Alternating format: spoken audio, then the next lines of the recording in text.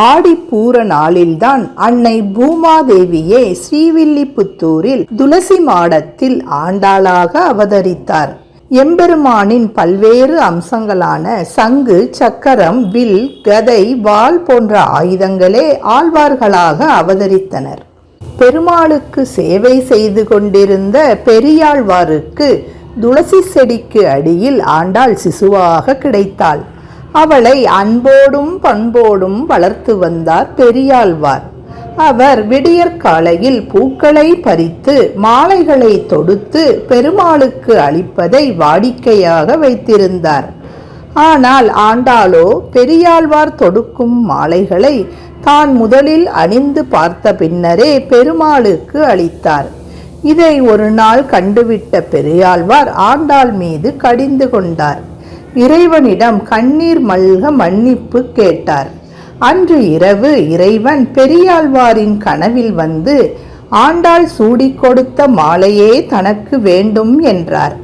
உடனே கனவிலிருந்து விழித்த பெரியாழ்வார் ஆண்டாள் சாதாரண குழந்தை அல்ல, அவள் தெய்வ குழந்தை என புரிந்து கொண்டார்.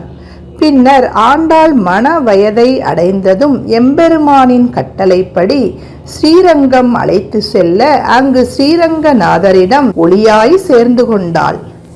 ஆடிப்பூர நாளில் ஆண்டாள் கோயில் தேரோட்டம் மிகவும் விமரிசையாக நடக்கும்.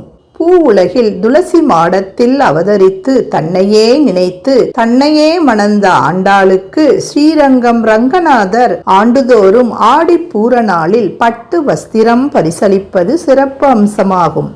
அந்த பட்டு வஸ்திரங்களை ஆண்டாள் அணிந்து ரங்கமன்னாருடன் இணைந்து ஆடிப்பூர தேரோட்டத்தில் எழுந்தருளி வலம் வருவார். ஆடிப்பூர தினத்தில்தான் தமிழ்நாடு முழுவதும் உள்ள அம்மன் கோவில்களில் அம்பிகைக்கு வளைகாப்பு நிகழ்ச்சிகள் நடைபெறும். அம்பிகை வளையல் அலங்காரத்தில் மனம் மகிழ்ந்து நெஞ்சம் நிறைந்து தன் மக்கள் அனைவருக்கும் அருள்பாலிப்பாள்.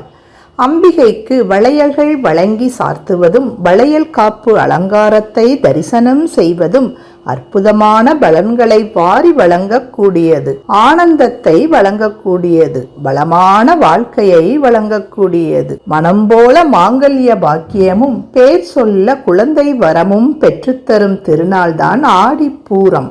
உலக மக்களை காப்பதற்காக அம்பாள் சக்தியாக உருவெடுத்த தினம் ஆடிப்பூரம்.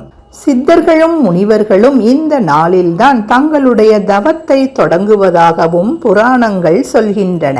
உலக உயிர்கள் அனைத்தையும் தன்னுள் அடக்கி வைத்திருக்கும் அன்னைக்கு இந்த நாளில் வளைகாப்பு நடத்தப்படுகிறது. இந்த ஆடிப்பூர திருவிழா ஆகஸ்ட் 7ஆம் தேதி கொண்டாடப்படுகிறது. அம்மன் கோவில்கள் அனைத்திலும் ஆடிப்பூரம் 10 நாள் திருவிழாவாக வாகன சேவையுடன் சிறப்பாக நடைபெறும். திருவாரூர் கமலாம்பாள், நாகப்பட்டினத்தில் நீலாயதாட்சியம்மன், திருக்கருகாவூர் கற்பரட்சாம்பிகை, திருமயிலை கற்பகவள்ளி ஆகிய தலங்களில் உள்ள அம்மனுக்கு ஆடிப்பூரத்தன்று மதியம் சந்தனக்காப்பு அலங்காரம் நடைபெறுகிறது. இந்த நாளில் நம்மை காக்கும் அம்பாளுக்கு நடைபெறும் சிறப்பு அபிஷேகங்கள், சிறப்பு ஆராதனைகள், வளைகாப்பு வைபவத்தில் கலந்து கொண்டு வளையல்களை பிரசாதமாக பெற்று நம் வாழ்வில் எல்லா வளங்களையும் பெறுவோமாக.